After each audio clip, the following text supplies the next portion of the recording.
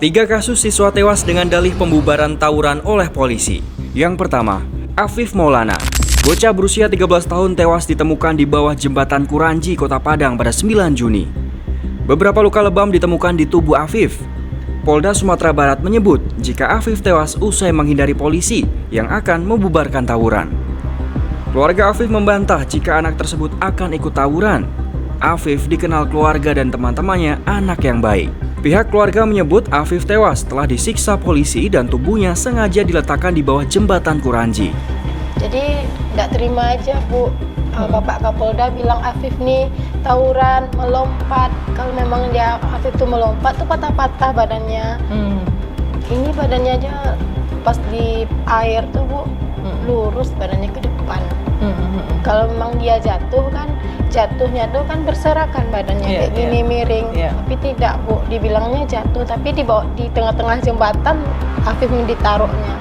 Dia jatuh sebelah kiri, nggak mungkin ke tengah jembatan larinya Bu, kalau nggak ditaruh. Namun, dari hasil ekshumasi dan autopsi, Ketua Tim Ekshumasi menyebut jika Afif meninggal bukan karena dianiaya, melainkan karena terjatuh dari ketinggian kurang lebih 14 meter dan terdapat cedera berat di beberapa area tubuh. Yang kedua, penemuan mayat 7 remaja di Kali Bekasi. Pada 22 September ditemukan 7 mayat remaja laki-laki di bantaran Kali Bekasi, Perumahan Gede Permai, Jati Asih. Menurut Kapolres Metro Bekasi Kota, Kombes Dani Hamdani, berdasarkan keterangan saksi, para korban akan melakukan tawuran. Polisi menyebut sebanyak 22 remaja berkumpul di sebuah gubuk bantaran kali. Dan saat itu, tim presisi yang sedang melakukan patroli mendapat info jika adanya rencana tawuran oleh sekelompok remaja. Polisi berdalih mereka yang sedang merencanakan tawuran dengan kode pesta ulang tahun. Saat tim presisi tiba di lokasi yang dikatakannya gelap, puluhan remaja lari berhamburan, termasuk 7 remaja yang ditemukan tewas di Kali Bekasi.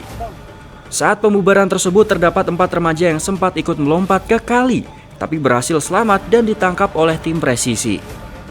Menurut Kabid Humas Polda Metro Jaya, Kombes Ade Ari, pihaknya tak menemukan pelanggaran kode etik yang dilakukan oleh tim presisi.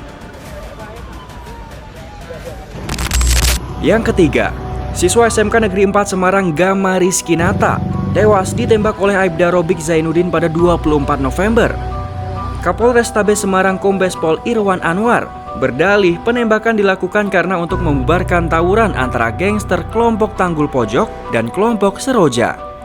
Irwan mengatakan, Gama terlibat aksi tawuran ini dan menurutnya kejadian tersebut diperkuat oleh keterangan 4 orang saksi yang merupakan anggota gangster yang ikut tawuran.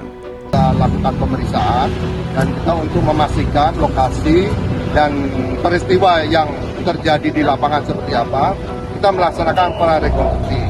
Nah, ini sebagai tahap awal untuk memperkaya pemahaman para penyidik terhadap kejadian yang terjadi. Sehingga apa yang terjadi di lapangan itu betul-betul fakta, tidak ada yang ditutup-tutupi dan transparan. Sedangkan pihak keluarga membantah alasan yang disampaikan kepolisian.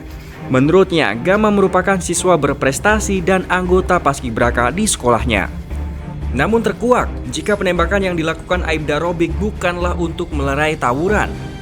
Kabid Propam Polda Jateng Kombes Aris Supriyono menyebut motif Robik menembak korban karena merasa kendaraannya diserempet. Terkait dengan kejadian sudah dijelaskan secara detail oleh Pak Kapolrestabes maupun Kasubdit 3. Kami sudah melaksanakan pemeriksaan terhadap beberapa saksi maupun kepada terduga sendiri.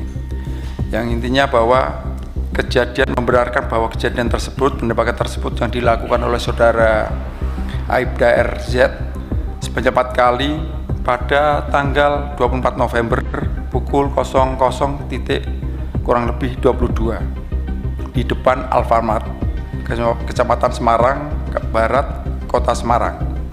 Perbuatan terduga pelanggar terekam oleh bukti elektronik yang tadi sudah disampaikan oleh Bapak Kapolrestabes.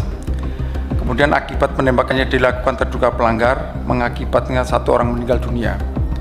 Kemudian penembakan yang dilakukan terduga pelanggar tidak terkait dengan pembubaran tawuran yang sebelumnya terjadi.